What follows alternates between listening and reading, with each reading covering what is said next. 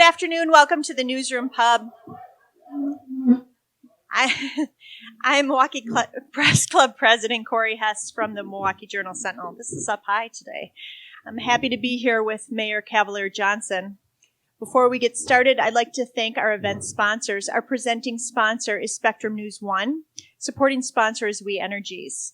I'd also like to thank our event partner, WisPolitics.com. WisPolitics partners with the Press Club for this luncheon as part of an ongoing series sponsored by UW-Milwaukee, Wisconsin Academy of Global Education and Training, 1125 at Pabst, Milwaukee Police Association, the Firm Consulting, Medical College of Wisconsin, and Spectrum. I'd first like to welcome our media panel. We have Eric Bilstad from 620 WTMJ, Allison Durr from the Milwaukee Journal Sentinel, and Aaron Maben from Fox 6. Now back to Mayor Johnson. Voters overwhelmingly supported acting Mayor Cavalier Johnson to become the city's first elected Black mayor in April. He had held that role since former Mayor Tom Barrett departed for Luxembourg in December. He joins us today, now 2 months into the job. Welcome, Mayor Johnson.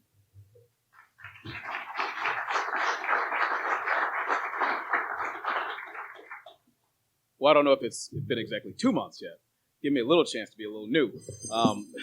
So I'm Cavalier Johnson. I'm mayor of the city of Milwaukee, and I appreciate having the opportunity to join you all here again at this Newsmaker Luncheon. You know, the hardest thing that I had ever done in my life prior to becoming mayor was running for mayor. And it was only eclipsed by being elected mayor and the enormity of the responsibility of the job, the complexity of all the issues, and the fact that this is a job in which some of you have heard the term wearing a lot of hats or switching hats, day in and day out, because no 2 days are the same. In this role, you're doing that constantly. It could be at the scene of a shooting on the northwest side of the city, where you're helping families who are grieving because they just learned about the loss of a loved one, or it could be downtown, like this morning, where at a parklet we're celebrating Be Kind Day in Milwaukee, or going to the north side, where I just was at just a little bit ago at Phyllis Wheatley Elementary School, the former Phyllis Wheatley Elementary School that's being converted now into apartments, some with affordable rates for citizens right here in the city. I used to live right across the street from Phyllis Wheatley, and one of the many places I lived as a kid, and my younger siblings went to that school. So it was very interesting to be there now as mayor to see the transformation that's happening. Milwaukee, like cities across the country, is forever changing. And that's what cities are supposed to do. They're supposed to be transformative. You're supposed to experience cities. You're supposed to feel something when you're in a city. And that's exactly what we should be working on in the city of Milwaukee. That's what I want to do. That's why I talked about working to grow the city's population. That's why I talked about working to make sure there's family support and opportunities for folks. That's why I think it's important for us to continue our partnership, and I use that word with intention, with the state government, so that we can improve services here in Milwaukee and continue to be able to provide those services, and so many more things. So I'm very much looking forward to having a conversation with each and every single one of you today. But first, starting off with our esteemed panel here to my right. Thank you, sir. I know one of the issues the city's been dealing with is carjackings that have taken place, and there is now video posted on YouTube. I don't want to call it a documentary, but a documentary-esque video that's posted where some of the suspects involved in some of these are glorifying, discussing it, talking about what's happening and why they're doing it and having fun with it.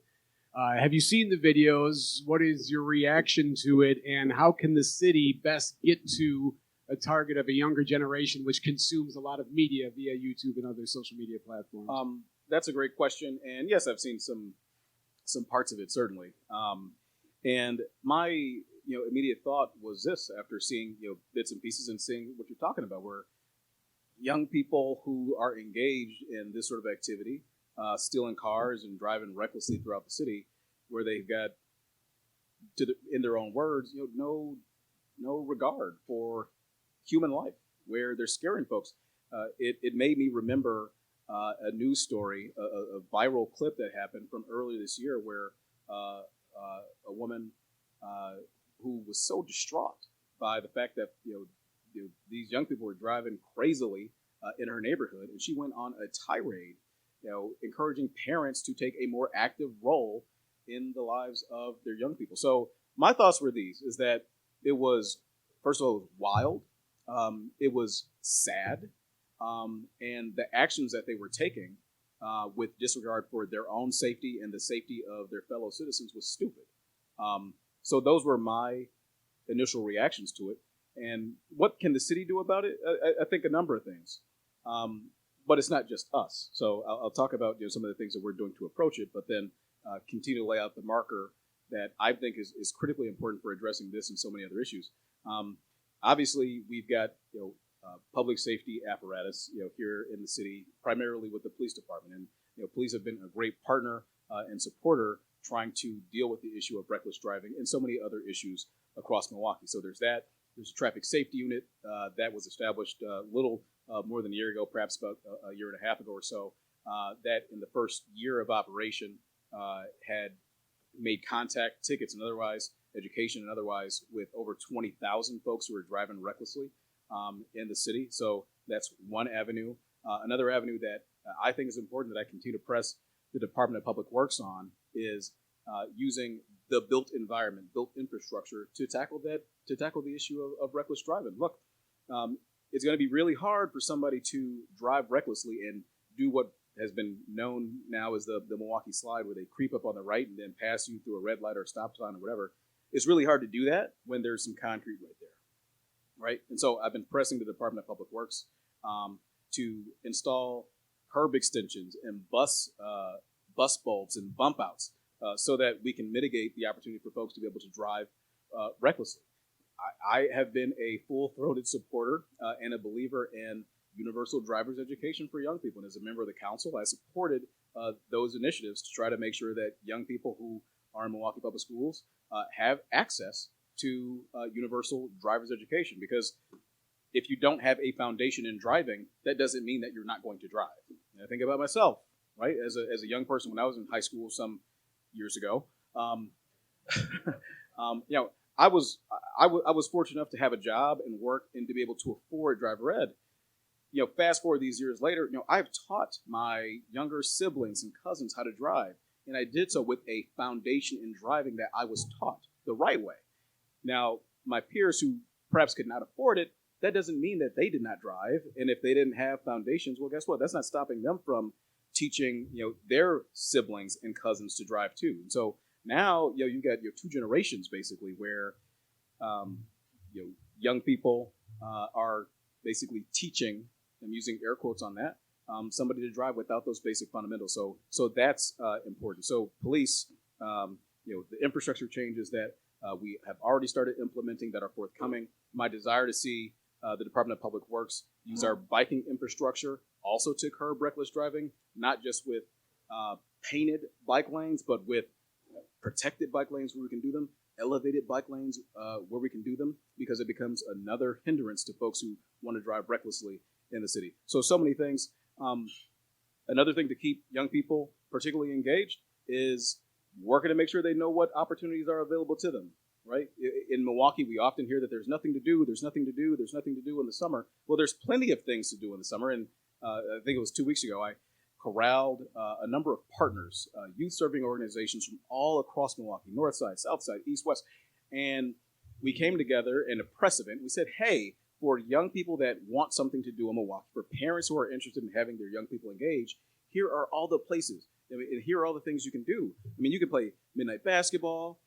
You could be in a makerspace. You can get a job, a summer youth job with the Earn and Learn program. I mean, there's opportunities for you to eat, to swim. I mean, so many things to do in Milwaukee. All it takes is for you to look it up and have that sort of access. And then lastly, before we go into the next question here, I cannot stress this enough. It's not just on me as mayor. It can't be. It's not just on Jeff Norman as the chief of police or the entirety of the police department. It cannot be. It also has to be on the community. It also has to be on parents specifically. So if you are a teacher, a preacher, if you're a mentor, you're a friend, you're a parent, then I am asking you, and I think this community is asking you, to step up and to play your role and to be responsible for your young people. I mean, collectively, all of us have a role to play, and every young person is our kids. They're all our kids.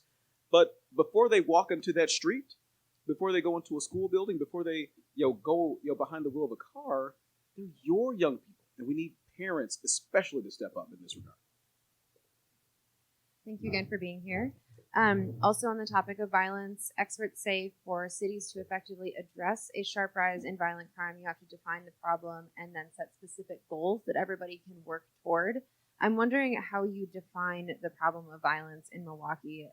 Is it a challenge among youth? Is it 18 to 24-year-olds?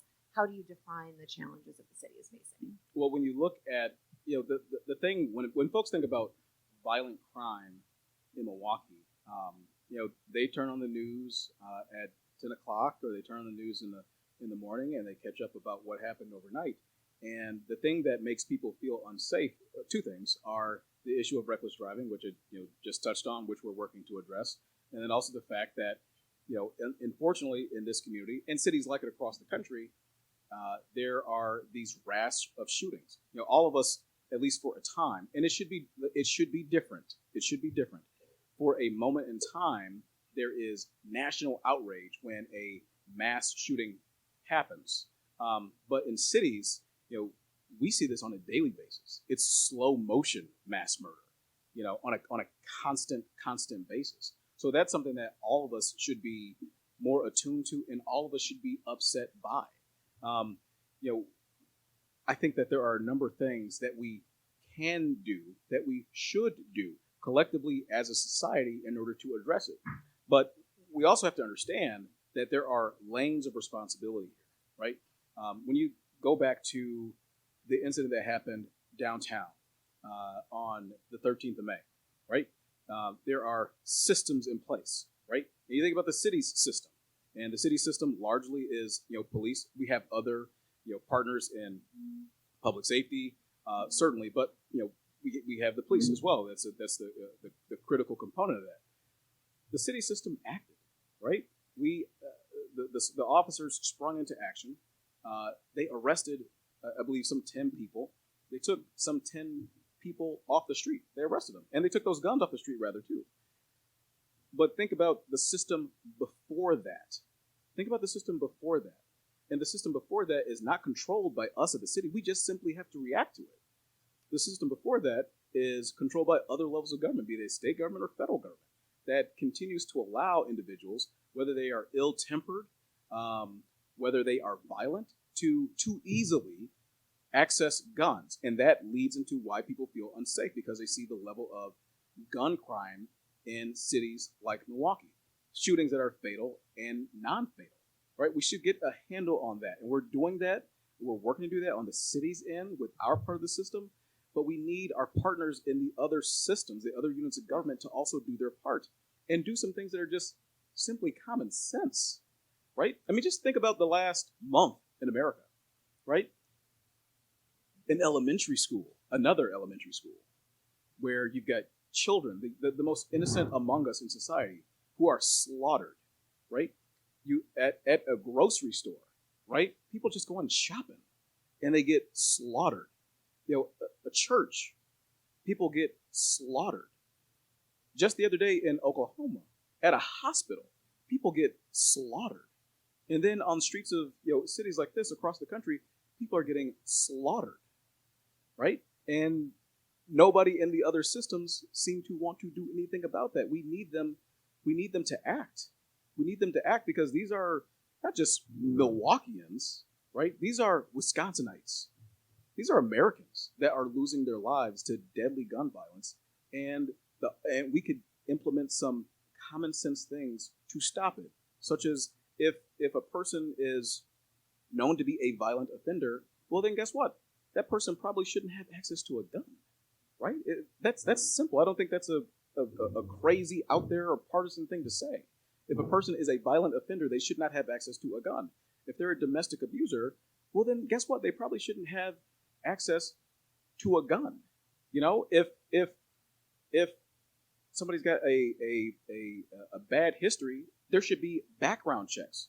And I know, I heard just this week on Upfront, one of the excuses is that, well, if we want to sell our gun to our brother or our cousin or whatever, as a law-abiding citizen, well, having these additional background checks becomes a hindrance. So you're telling me that a simple inconvenience to you means that we should allow the bad guys out there who have these guns to sell them or give them away to their brothers or their cousins who are going out here doing God knows what?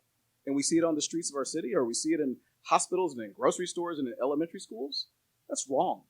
And we can do something about it. We can, but collectively as a society, we just haven't. And we have to continue to raise our voice to our elected officials in those areas that control that part of the system so that these things do not happen. And that would have a direct effect on the things that we see on the streets of cities like Milwaukee. Just to follow up on that, what specific steps have you taken to try to address this with the state government, with the federal government? What have you done on this issue? I mean, I consistently have called this out.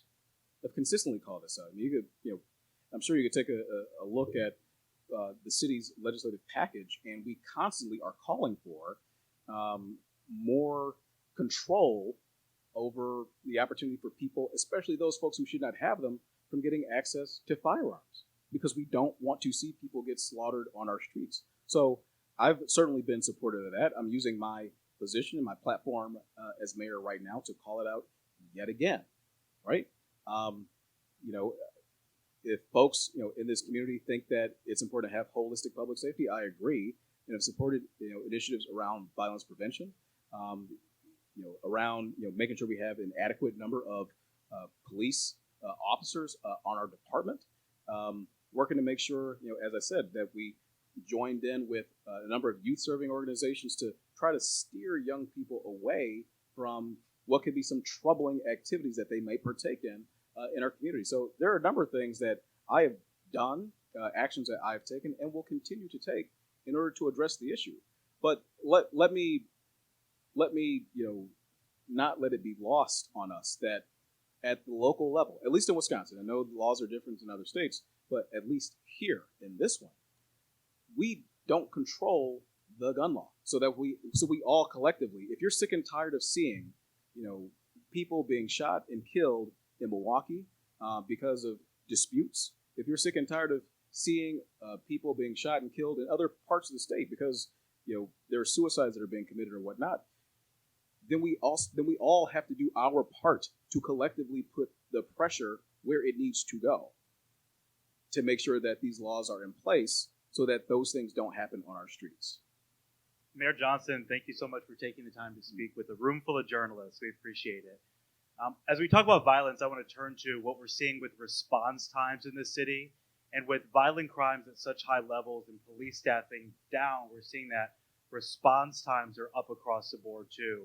And data showing that the most serious calls saw about 36% increase in time it takes to get a squad car to the scene from 2020 to 2021. I just want to know your thoughts on what we're seeing with response times in the community and the strategy that you're taking with the police department to solve that issue. Yeah, that's a great question. Look, in the city, we want to make sure that there is the appropriate number of police officers to be able to go and address the issues, the critical public safety issues that our citizens have. When somebody calls for 911 services, they're at sometimes the lowest or most dangerous point in their life, and they should have somebody who's able to respond appropriately in order to help them with that issue. That's what I want to see. I think that's what our residents expect.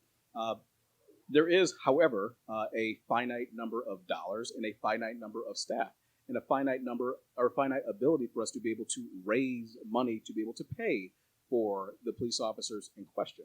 Look, I think the journalists in this room know full well that I was a supporter of making sure that the city of Milwaukee accepted a federal COPS grant to make sure that we have more officers on the streets. And right now, those officers that we fought for in that COPS grant, they're on the streets of Milwaukee right now today, protecting and serving the citizens of our city. I want to see the requisite number of police.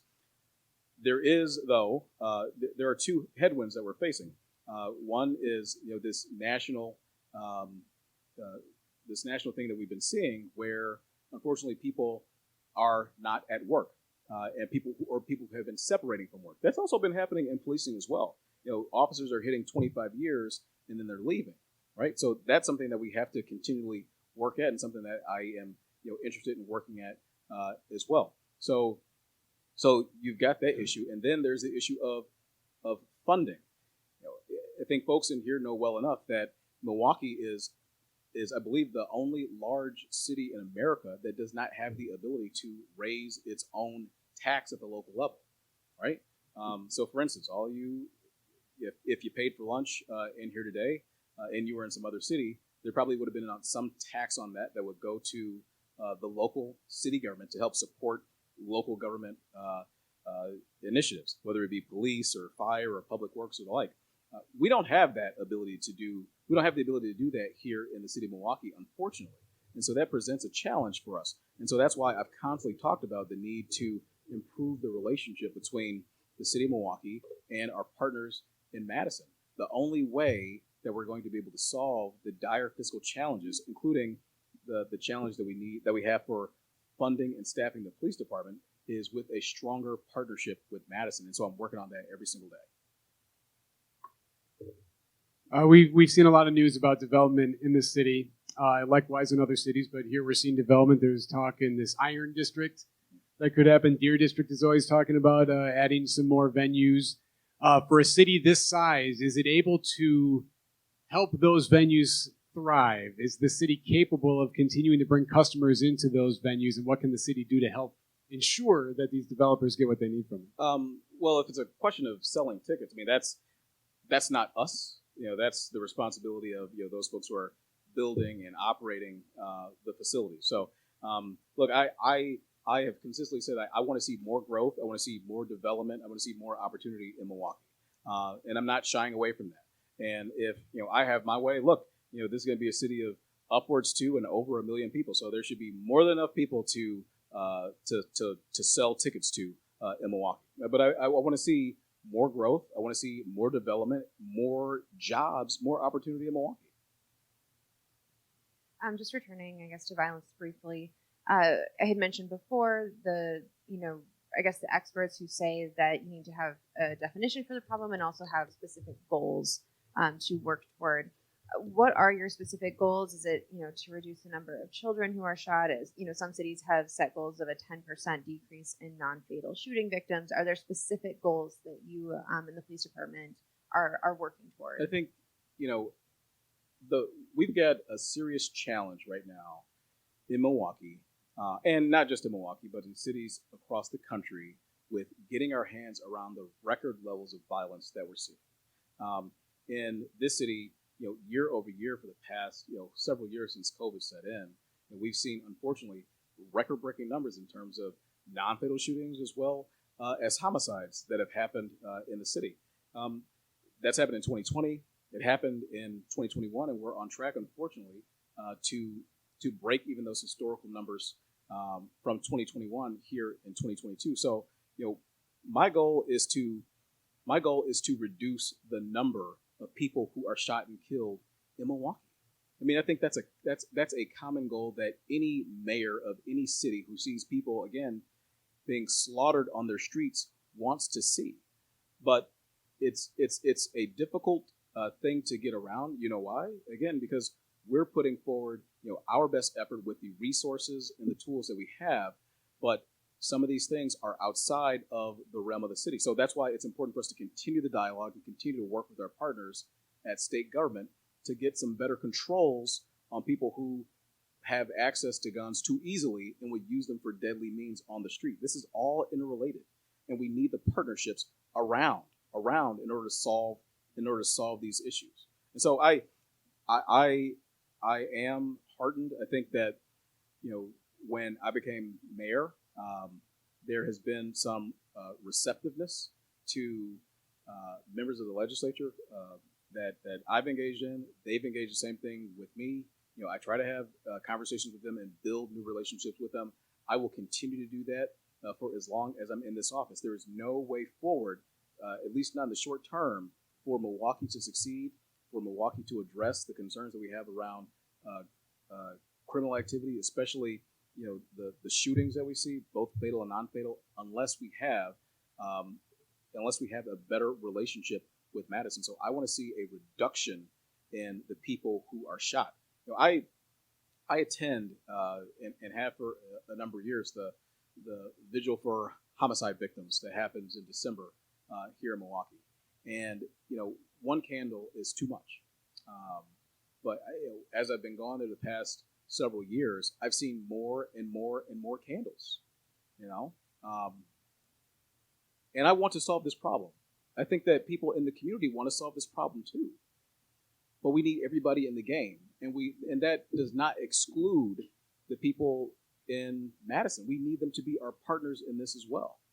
And I will say again, and I've said this a number of times as well, that for folks out there in the neighborhoods, right, you've got tremendous power to affect positive change in your neighborhoods. You do. But we need you to be engaged. We need you to call. We need you to report. You can do those things. And I know that folks are afraid of potential retaliation. There are a number of ways to report things that are going on wrong in your neighborhoods and to do it anonymously. The Milwaukee Police Department has an anonymous tip line, and I encourage people to use it. The Office of Violence Prevention, you can call, you can reach out there, and you can report things anonymously as well. You also have the opportunity to call Crime Stoppers directly and report things anonymously. And if none of those things work, if you're not comfortable talking to police or OBP or to Crime Stoppers, then you should reach out to your local elected official and have them on your behalf anonymously to report the things that are happening in your neighborhood so we can take back control from the folks who are doing bad things in neighborhoods across the city. So if you can identify one thing, what do you think is the biggest reason behind the shootings, the homicides that we're seeing in the city? Just one reason behind it. If I were to identify one thing outside of the extreme ease of access for people to get guns, even those folks who are violent or ill-tempered or the like, something outside of that, I would say it's stability. In this community, we lack stability in our neighborhoods, unfortunately. That's something that we have to change. That's why every time I get the opportunity to go in front of business executives, I tell them the importance of making sure you pay folks a family supporting wage. And I'm not just saying that because it's a cliche thing to say. I believe it. I believe it, and I mean it, because this is what I believe. If employers pay their employees a living wage, right, then they take that money home. It puts them in a better position to purchase their own home. And if they don't want to purchase their home, they can become a long-term renter. It takes away financial stress. And if they don't have that financial stress, then guess what? They're presenting stability in the lives of their kids. And they're presenting stability in the lives of their kids. Well, then the reaction of their young people is different when they go into the streets, is different when they go into schools. And those people are not moving around. They're not so transient. And then if they're not so transient, then our neighborhoods are not so porous. And if our neighborhoods are not so porous, then those neighborhoods start to become cohesive. They start to gel. And when neighborhoods start to gel and people get to know each other, and it's not like, hey, somebody that you don't talk to, that person actually becomes a true neighbor. And when neighborhoods become cohesive and they start to gel, people start caring about each other. You start to build a sense of community, and that's how we get to true public safety. So my answer would be stability that we lost in Milwaukee when, starting decades ago, we started losing heavy manufacturing jobs that once upon a time helped to propel this city to be the city in the United States with the highest quality of life for African Americans. And you see what's happened as a result, right? We no longer have that, and especially for Black people in Milwaukee, we are at the top of the worst of lists. And that's a direct correlation with the fact that we lost the stability that those jobs were able to provide. You signed framework this week to welcome the RNC if they were to choose Milwaukee for its convention in 2 years. Who did you have to lean on behind the scenes to make that happen? Because it didn't look like that was going to happen a week ago. And why, if you are still confident that they'll decide on Milwaukee later this month? Well, things are behind the scenes for a reason, so I'll leave those behind the scenes. Look, I've been, in front of the scenes for some time on this, and I believe that the Republicans ultimately will choose Milwaukee. But I think this is important for Milwaukee for a number of reasons. The same way that I thought the Democratic National Convention was important to Milwaukee, the same thing applies here. First and foremost, to those folks who perhaps are critics, I don't believe that simply because the Republican National Convention, I'm going to say, will come to Milwaukee, because you got to speak things into existence, right? I don't think that because they will come here means that any elected official or any member of our public who does not want to be is signing up for the platform of the Republican Party. I certainly am not. Now, when we talk about it being a bipartisan approach, look, I'm in a nonpartisan office. I serve every single member of this community. It doesn't matter your political stripe. It doesn't matter if you're black, you're white, you're gay, you're straight, you're able-bodied, you're not. It doesn't matter if you're Republican, Independent, Democrat. I serve everybody as mayor. And to me, it does not mean that you're signing up for the Republicans' platform. That's just not the case.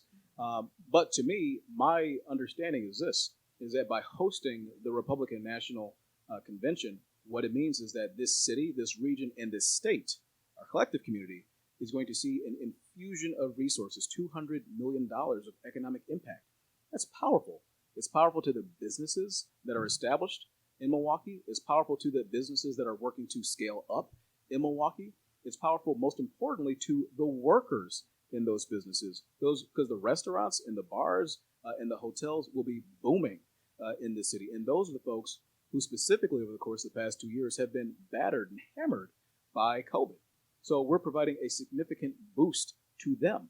And I think this is, the other thing that's critically important about the RNC is that this presents the opportunity for us to have a concrete foundation on which to build to attract other large-scale convention, sports, and entertainment events to the city of Milwaukee. I just said it in my comment earlier before. I want to see more growth. I want to see more development. I want to see more population growth in the city of Milwaukee. This is a means to an end. This is not a political decision. It's a business one. It's a business one. And that's what I need folks to understand. This is about not right now. It's not like this. It's like this. And that's the way that I see it. I think that that's the way that folks in the community generally see it. And that's what I want to happen. I mean, I know that not to point folks out in the crowd here, but Marty Brooks over at the Wisconsin Center District is here, and they're expanding the Wisconsin Center District. It's doubling in size. Look, I want the balance of that building to be filled, and this presents an opportunity to put Milwaukee in the national spotlight, the global spotlight, even, right? It puts the opportunity. It gives Milwaukee the chance to be in the global spotlight to attract other large-scale events. And I want that convention center to be filled, not just with this, but many, many events in the future. I don't want Milwaukee to be this afterthought that it usually is. We're usually not even in the conversation. Folks don't even talk about Milwaukee. They talk about going to New York and LA and Chicago and some other cities now.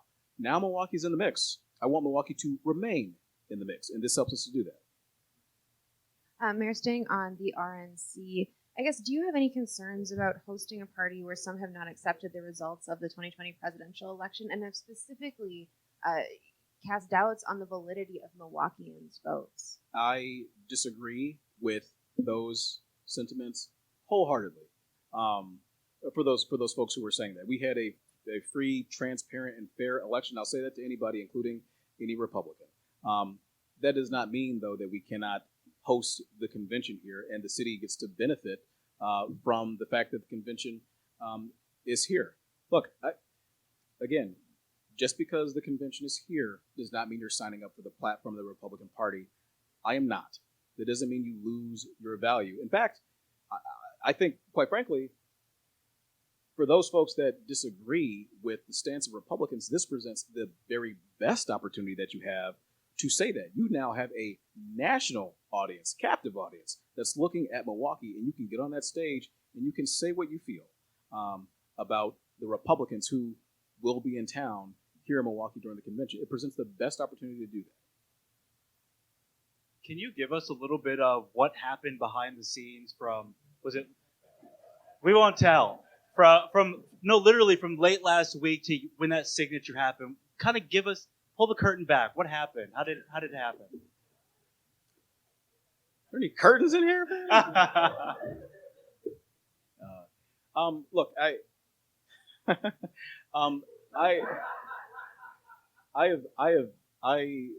as you know, again, I have been a supporter of bringing this convention to Milwaukee for all the reasons that I stated. I continue to put forward that leadership to bring the convention to Milwaukee for all the reasons that I stated. I continue to have those conversations. We continue to do the work. I mean, that's what it was.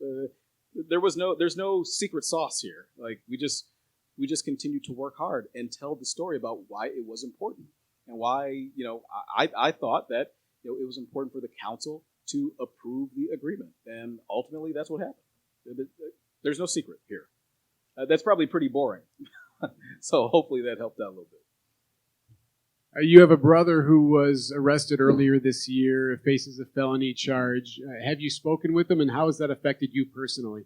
No, I have not spoken with my brother. And, I was just telling somebody earlier today that when I was at Phyllis Wheatley for the remodel that's happening there. Again, I lived across the street in a duplex that had since been torn down. I believe there's a vacant lot there now. I consistently spoke about during the campaign that, look, I've got one brother who runs a prison, runs a Wisconsin prison as a warden, and I've got another brother who's been his inmate. I haven't shied away from that. It's part of my story. Look, I grew up in 53206, right? I mean, half of the black men, half the people who look like me, who live in that zip code, come from that zip code, would have spent some time behind bars. I got a number of brothers, but if it's just me and him that you're looking at, then that's half, right? So it's not terribly surprising. It is not easy for young black men who grow up in environments like that to be able to escape those environments.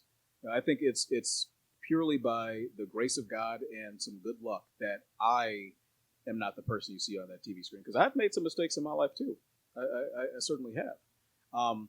But to the question of have I spoken to my brother?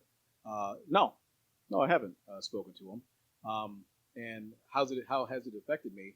Look, I have been hoping for years and years and years that he would turn his life around. And there, throughout our time growing up, have been these incredible glimmers of hope where it seemed like he was on the right track, where he was on the right path. But unfortunately, again, it's so easy to get tripped back up. And unfortunately, and it is unfortunate, and I'm very sorry, for the people that he did hurt, or to the people in the family that he did hurt. Sometimes, for folks, it's easy to get sucked back, into that sort of lifestyle, So no, I haven't spoken to him, but it's part of my life story, and it's not just my life story. That's a life story for so many Milwaukeeans. I mean, think about it. I often reflect on the fact that when I was a younger person, I remember vividly going east on Locust, east of King Drive for the first time. For those of you that know the terrain, like there's that big hill as you're heading towards the east side. And I remember going over that hill for the first time. And it was like a part of my brain had been unlocked. It was a whole new world that I had never seen. I didn't know anything about the east side. I hadn't seen it. UWM, Newberry, Oakland Avenue, I knew nothing about it. Because for too many people, and for too many black people, too many black men, too many people of color generally, you get locked into neighborhoods like that, and that's the only thing that you experience. Your world becomes 4 points. The 4 points on a city block, the 4 points that my dad told me to get off of when I was a kid. My dad told me to get off the block. And at first I thought he was being very literal, but he was talking about expanding your horizons and going beyond just that. Because for too many people, and myself included, my brother certainly as well, your whole world is those 4 points on the block. It's school, it's the corner store, it's a relative's house, and it's home. And that's the only thing that you see. So that's if we work to reach out and make sure that people who live in neighborhoods like that have more exposure and more opportunity, then you can change the world for them.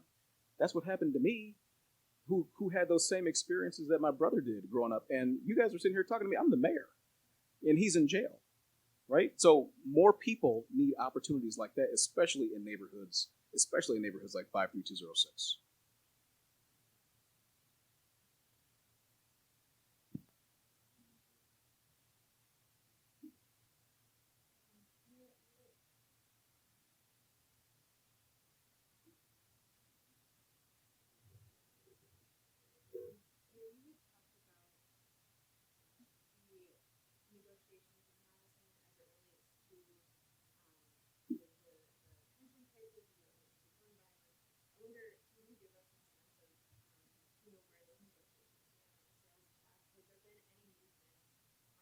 Yeah, well, I think it's important as well to understand that I came into office. I came into office at the end of December in 2021, and when I was elected in April, the legislature had left session.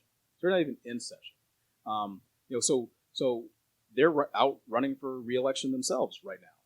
But I have continuously worked to have meetings with members of the legislature, on these topics. So we're not going to have movement, not legislative movement, on the sales tax right now. Obviously, when the legislature is not in session, that's just not going to happen. When I ran for this office, and what I just explained to folks, before, is the fact that I am a political realist. And the political reality is that we're not going to be able to move the ball forward in the city of Milwaukee without cooperation, without partnership from Madison. But you also have to be a realist and understand that with members of the legislature out of session and running for office right now, that we're not going to have that movement legislatively right now. But again, I think that there is hope and that there is promise in the conversations that I've had with legislators. I think they are beginning to better understand the dire financial situation that not just Milwaukee, the city of Milwaukee, but Milwaukee County, and not even just the largest city and the largest county in the state, but other communities around Wisconsin are facing. I've talked at length about traveling up to Rhinelander to the Joint Finance Committee, I believe during the last budget, and telling members of the Joint Finance Committee about the challenges that we have at the city. The county executive was there and did the same thing about the county's finances. But instead of turning around and driving back to Milwaukee right away, I sat and I listened to other communities across the state. You're a mayor of a small town, or you're a superintendent of a tiny school district, and everybody is singing the same tune. Is that Madison, the way that you fund local governments is just broken. It does not work. We are suffering. We can't pay our bills, basically. And then later on, if you get an op-ed from the mayors of Madison and the mayor of Brookfield, who again, I believe probably are opposed politically, but they came together on this issue. And I say, you could set Madison aside because it's the second largest city in the state, right? And they've got issues similar to Milwaukee, just not on the same scale, right? You set them aside, but Brookfield, wealthy Brookfield, you know what I mean? Like one of the wealthiest communities in the state, and they're having problems paying their bills. They see what's going on. If it doesn't work for Brookfield, it just simply does not work. It just simply doesn't work. And that's the message that we've got to get across to legislators in Madison, not just for Milwaukee's sake, but for the sake of communities across the entire state of Wisconsin. And that's what I want to do. Those are the conversations that I am having and will continue to have with legislators, especially as they lead back up to the next legislative session after their elections this fall. Okay, I want to know what the transition has been like for you. You have veterans in your office who were with the mayor for some time, Mayor Barrett, and then you have some newer people in the office. what has this transition been like for you from common council president to the mayor? What challenges are you overcoming? You know, as a when you first get elected, or at least I guess I should speak for my own self. When I first was elected, I saw things in the lens of my own aldermanic district, the second aldermanic district on the northwest side of the city that I love, and I'm very eternally grateful to the people of the second district for electing me there in 2016. As I proceeded in office, I started to use the experience that I had growing up in the city, in neighborhoods across Milwaukee and going to schools in neighborhoods across Milwaukee and having a more citywide point of view. That was honed as city council president, and in the transition to the mayor's office, it was like another part of your mind gets unlocked that you just don't even see because you're just not dealing with it at that level. So it's been good to transition some of my staff that I had with me on the council side into the mayor's office because we have worked well together and are still able to get things done. But it's also important to make sure that I had some historical knowledge, some institutional knowledge in the mayor's office that could help me to traverse some of the challenges that I now face as mayor that they have dealt with in the past. So it's been, I would say that the transition has been good because of my experience on the council, because of the people that I brought in from the council side that I had a great working relationship with, and then utilizing the institutional knowledge of the folks who had been there in the mayor's office who I had gotten to know over years as well. You once said a few years ago that ultimately it'd be great to be president. Do you still want to be president?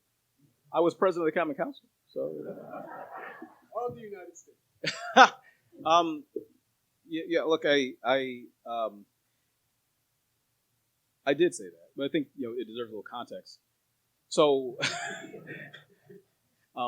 so when I was a 14-year-old kid, it was my freshman year at Bayview High School. I had just gotten accepted into this pre-college program called Sponsor a Scholar that was run by the YMCA.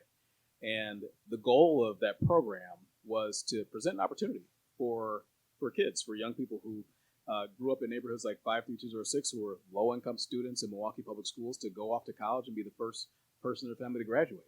Nobody in my family nobody even ever mentioned college to me. I didn't know what it was. It was a foreign concept. And so I got involved with that program. That program also presented an opportunity for those same young people to get involved in service and giving back. And at the age of 14, I fell in love with serving, with helping out the people in this city. And later on that same year, 9/11 happened. So just months apart, I fell in love with service through the Y, and then 9/11 happens. President Bush at the time was at ground zero, and it was a tragic day, a tragic moment in time for our country. And what I saw was a person who was the president of the United States who was working to bring people together. And 14-year-old me, that's important. 14-year-old me said, aha, the light bulb went off. I could go into government and have a career where I serve people every day, like I fell in love with doing at the YMCA. And I had seen the president of the United States at the time and said, "That's it. I'm going to be president." So that was 14-year-old me. Right now, I'm going to give you a very political answer and say that I'm very focused on doing my job as mayor of the city of Milwaukee, and that's where I will leave it.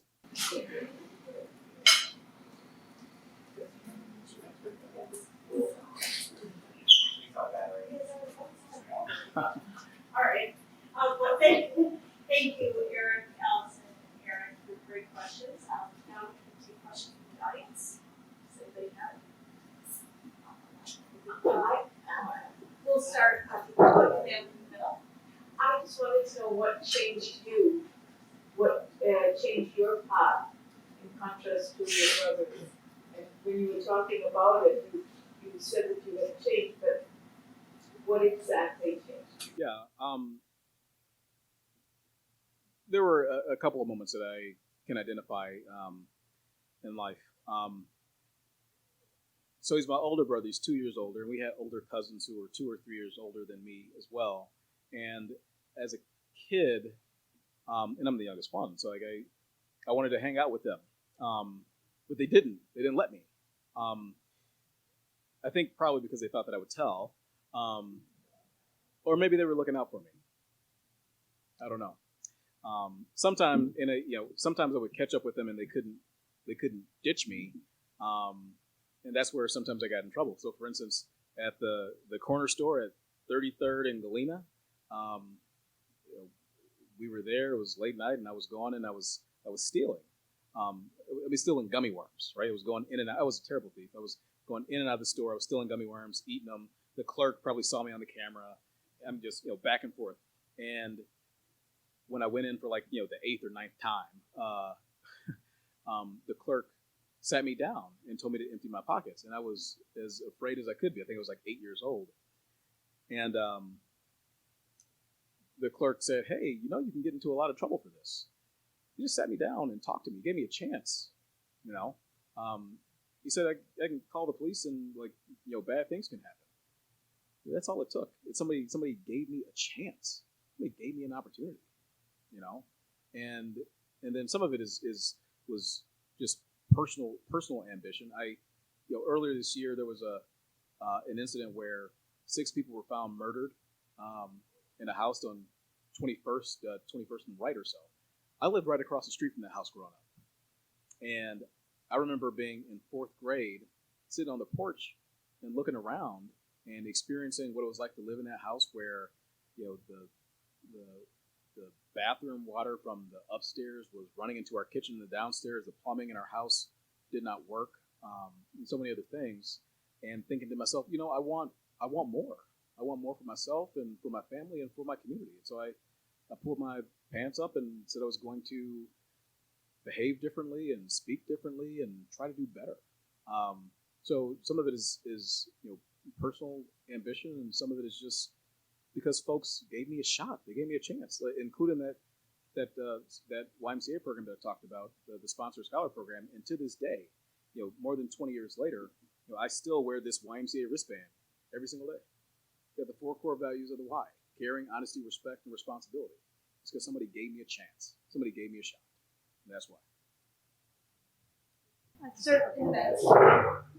Back to your 14-year-old imagination of being president. So let's pretend that the city of Milwaukee gets the RNC, and the narrative out there is 53206 and evicted. That's the narrative.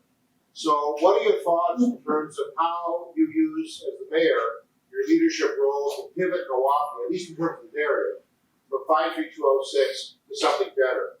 Intentionality on crime, on education, on housing, etc. Yeah, I think all of those things are important. And 53206 and 53204 on the south side, I think, are case studies where the sort of forward-thinking things that we're looking to implement can change the trajectory there in places like that. Look, my belief is that if we work to address issues at their root cause, right, and those things that you mentioned, housing and healthcare and education and employment, then we can get to that sort of stability. Addressing issues at their root, we can create this environment in Milwaukee that's safer.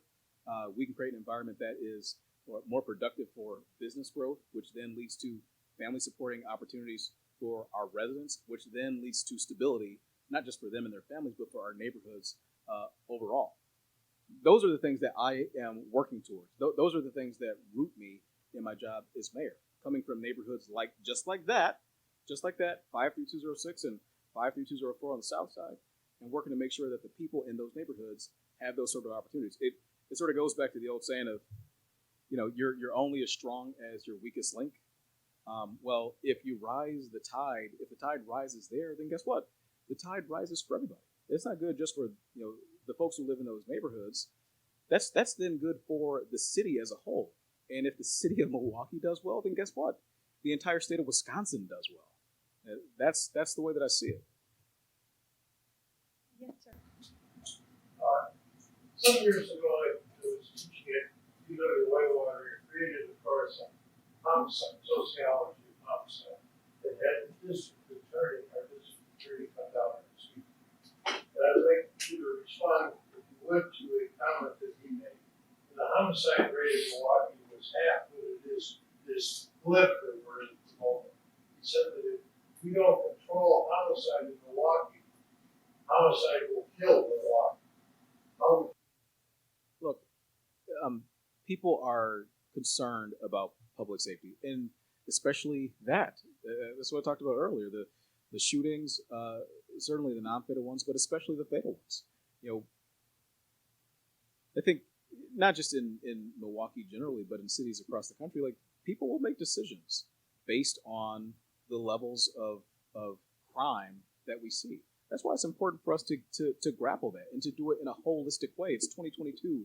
We know better now. We know that we can't just do it with police. They are an integral, important part of our public safety infrastructure. But it's not just them. It's the stability in the family that we're talking about.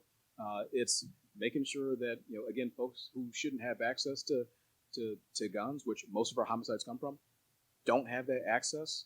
It's working to make sure that we have violence prevention methods. It's working to make sure that, you know, young people, especially wayward young people, have, you know, an opportunity to be engaged and not have idle time to, you know, commit, you know, violent acts in Milwaukee.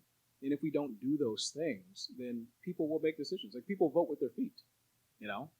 So it's important to make sure that we do get this right. You know, it's going to be hard for us to attract the sort of growth and the sort of development that I want to see. And I think generally, you know, in this community, people in Milwaukee want to see if we don't get these things under control. And I think the same thing is true. That's not Milwaukee specific. I think that's generally true of cities across the country. All right, yeah. I'd like to know, does the city of Milwaukee presently charter its schools? And if they do, what would you like to see going on in those schools? The city of Milwaukee does presently charter schools. I don't know the exact number off top, but the city of Milwaukee does, you know, currently charter schools. What I expect to see out of, you know, those schools that are chartered is an opportunity for our young people, those who are attending, who make the choice to go to those city charter schools, to have the opportunity to get a good quality education. Look, that's outside of, you know, the issues around public safety. You know, folks are concerned about education as well, and people, particularly families, make critical decisions. Businesses make critical decisions based on, you know, the foundation of education that you have in a community.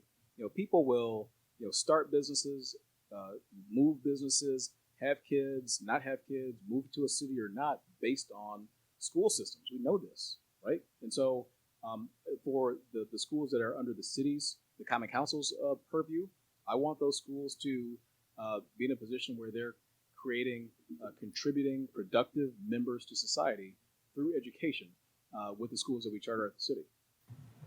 Joy. Thank you for coming. You mentioned stability being important, and one of the key elements of stability is housing, right? And there are a number of groups in Milwaukee that are trying to help people own homes and have that standing housing position. But there's also been private equity buyers coming in buying with that stock, not enough stock of affordable homes, but of course the economics of decent housing prices makes it even harder. But the state legislature also has limited the county council tried to pass something to force those outside buyers to maintain homes for renters and things like that. And I think that the legislature actually shut down that. Are you talking to the state legislature at all about that issue, about housing? What is that a priority to try to support those organizations trying to get housing back? Yeah, and that's a great question. I mean, that's something that we need further conversation with the legislature on as well. But look, I went to 6 different elementary schools in NPS. We moved around a ton, so I understand the value and the importance of stability in housing. You know, more than most.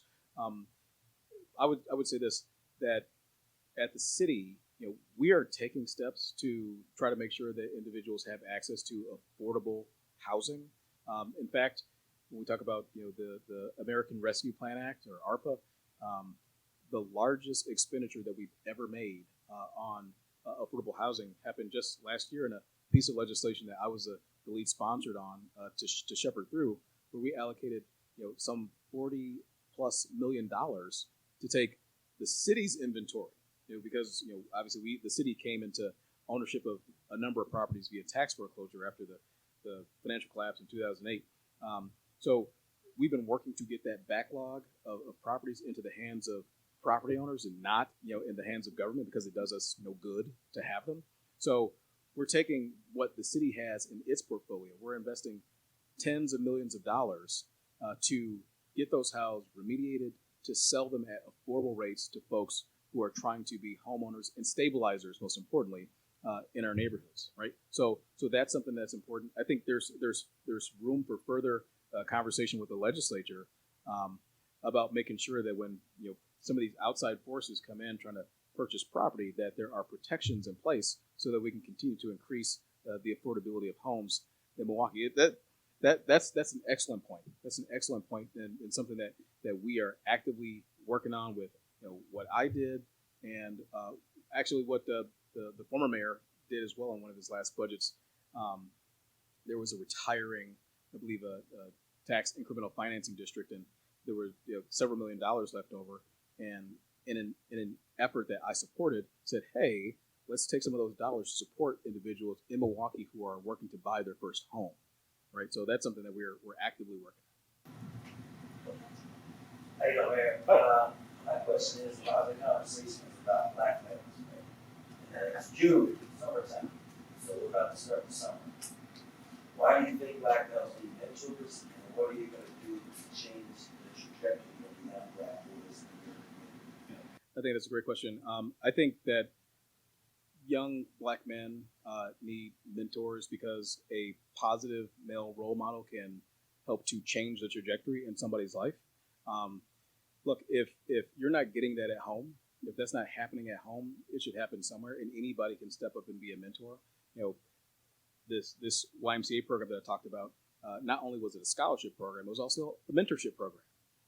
And I had mentors to help to guide me as well, and it benefited me. And I know that there are a number of other mentorship programs that have helped kids in neighborhoods like that to stay on the straight and narrow in life. So I think that's why it's critically important. I think that I've partnered already with Mentor Greater Milwaukee to increase the importance of mentors. We had an event in the Rotunda City Hall just a month or two ago where, using my own experience, my mentorship experience, we're allowing for City of Milwaukee employees to be able to take some time off to mentor kids in Milwaukee, to take an hour out of the day to go and mentor a young person, to show them that, hey, we care, especially if they're not receiving that sort of support at home. I just joined on with my mentor from the YMCA program from when I was a freshman in high school, just the other day, to record a video with Mentor Greater Milwaukee to tell the story, working to recruit additional mentors to be a part of that program for kids, but particularly for young kids of color in Milwaukee who need that additional support, especially if it's not happening at home. That's why I said earlier, if you're a teacher, if you're a preacher, if you're a mentor, if you're a friend, if you're a parent, then everybody needs to be involved. And mentors can play an incredible role in helping to shape the life of young people in our community. I firmly believe that. And I'm proof of it. Proof of it. I'm sorry we didn't get to all the questions, I promise.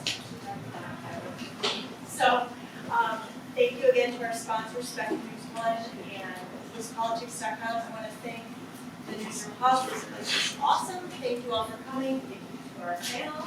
And thank you so much, Mayor, for being here.